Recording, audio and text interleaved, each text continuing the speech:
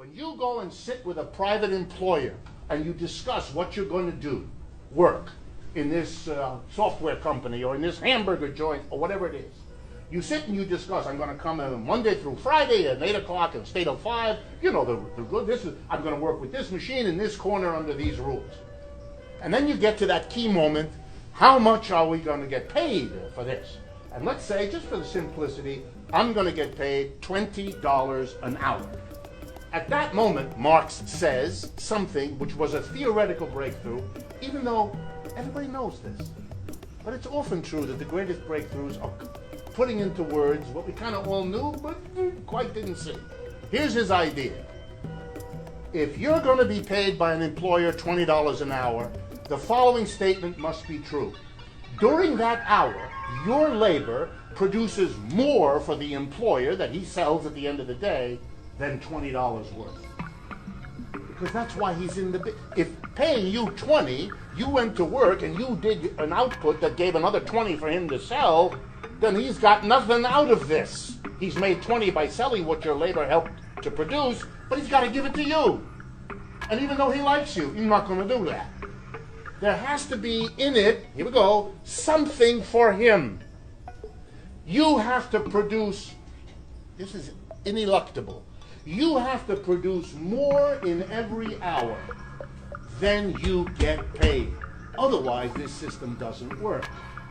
So for those of you, and I have to tell you this because partly you need to hear it and partly I admit I get a kick out of telling you. Those of you who think that in a capitalist system you're never going to work for anybody who doesn't pay you what you're worth, you don't understand the system you're in.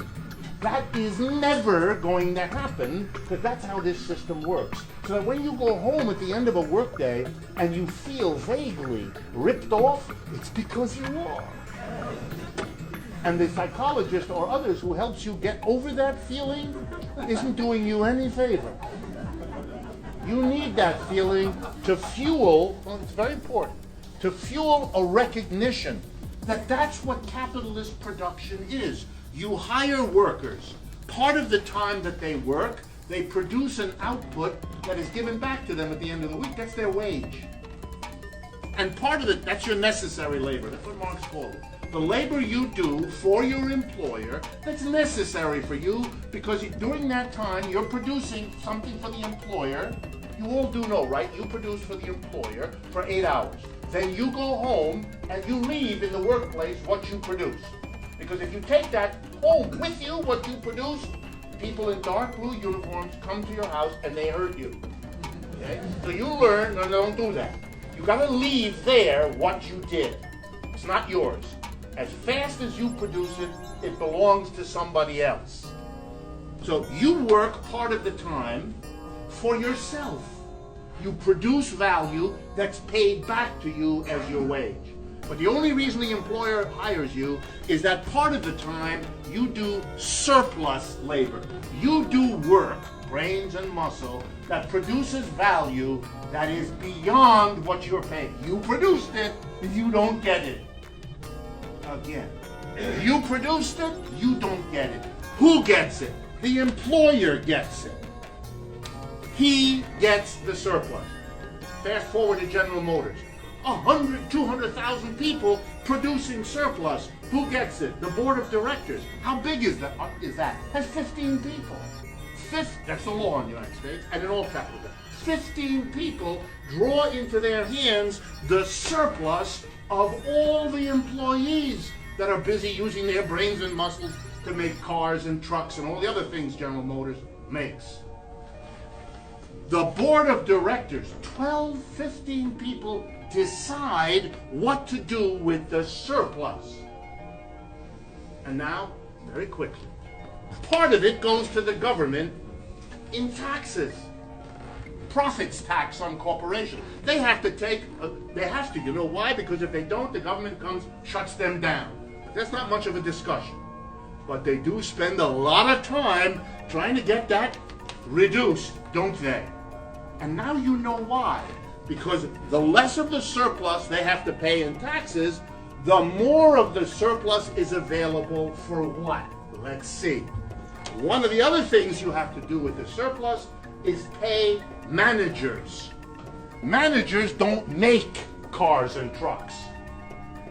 They wouldn't have the faintest idea of how even to start.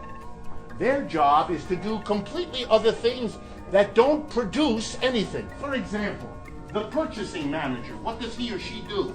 They go and buy the raw rubber and the raw steel and the other things that go into the car. They don't make anything. They're out there buying stuff.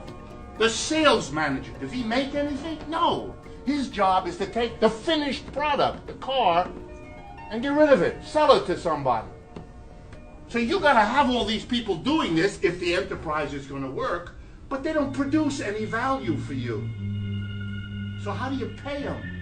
You got to take a part of the surplus produced by those workers who produce for you something that you sell, and you give it to the managers. And now here comes a real simple idea. If you can save on taxes, that's less of the surplus you gotta piss away as a capitalist on the taxes to the government, the more you can pay your top managers. Now there's an incentive. You tell your CEO, you get the taxes reduced, you get a bonus. The surplus that I would otherwise have to give the government, I give you. Where else is the surplus? It goes to the clerks, all those white-collar workers who keep records. Oh, did you come in on time? The person who keeps a record of whether the workers come in on time, they don't produce cars or trucks. They do no productive work at all. They do work that the company has to have. Got to keep records of who showed up and who didn't. But they don't help produce anything. So they get paid by another piece of the surplus. Next to last. Shareholders. Part of the surplus that is earned by a company from all of its productive workers who make stuff, part of that is used and distributed to the shareholders, the owners of the company.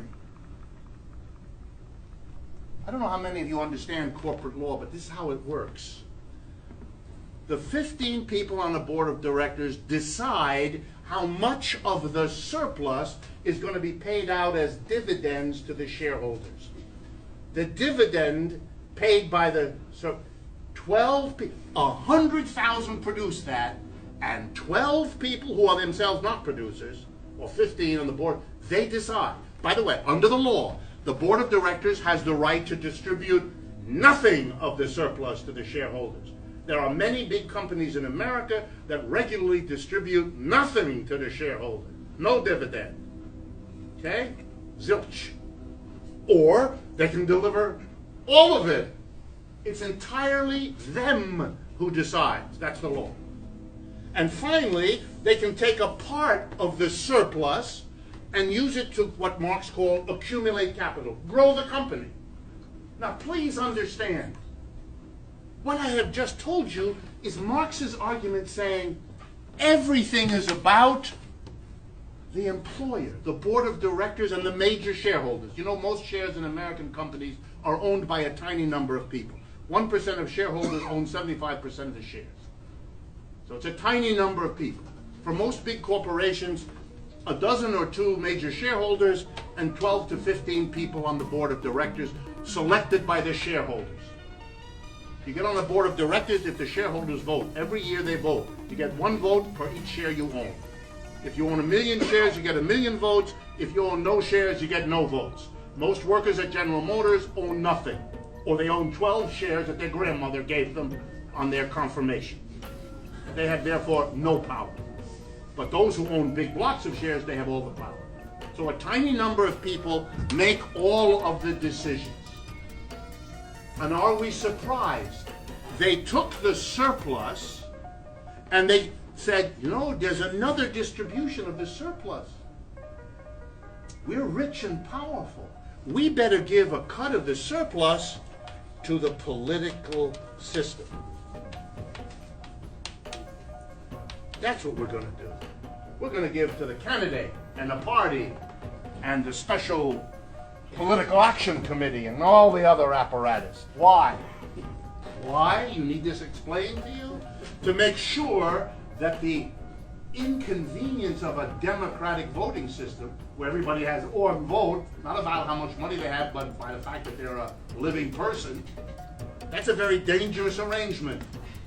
Tiny number of people make all the economic decisions. Massive people have political power.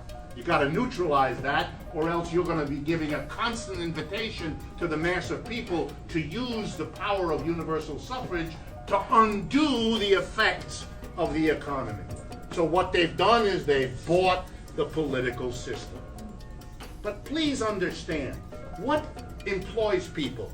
If they use a lot of the surplus to accumulate, to grow their businesses, that means using the surplus to hire more people. We have employment, we have a good employment situation, we have jobs for all of us, if and only if the tiny number of people who gather the surplus into their hands decide, for their own reasons, to take a large portion of it to grow the company.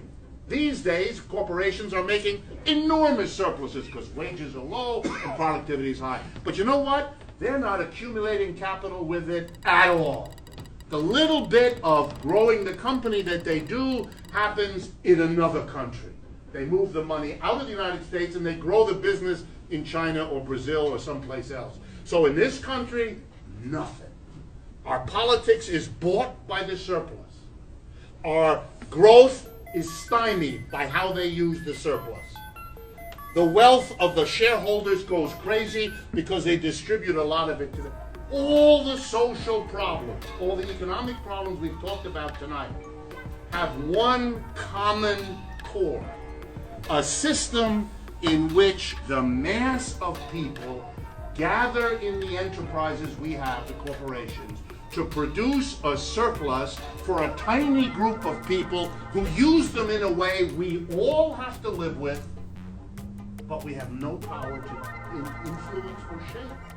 We're excluded. So of course the logic, if that's your analysis, and this is Marx's analysis, this is what he does in Capital. If that's the analysis, the conclusion, in a sense, leaps out at you. The mass of people, the ones working there, to start with them, they've got to make the decision of what is done with the surplus they all produce. This is not a revolutionary demand, although it is in our culture. It's a logical outcome of the analysis, which is why Marxian economics can't be taught, of course. Because once you lay it out here, and I can tell from your faces, it's kind of straightforward. You can see what ought to be done here. It's done, not rocket science. So you can't have this explained to the American people. Because, especially in a country where you babble endlessly about democracy, oh, everything is justified by democracy, that the first question a half-wit would ask is, excuse me, but democracy would mean that the people as a whole would make these decisions. The mass of people who produce the surplus and the mass of people who live with the results of the surplus.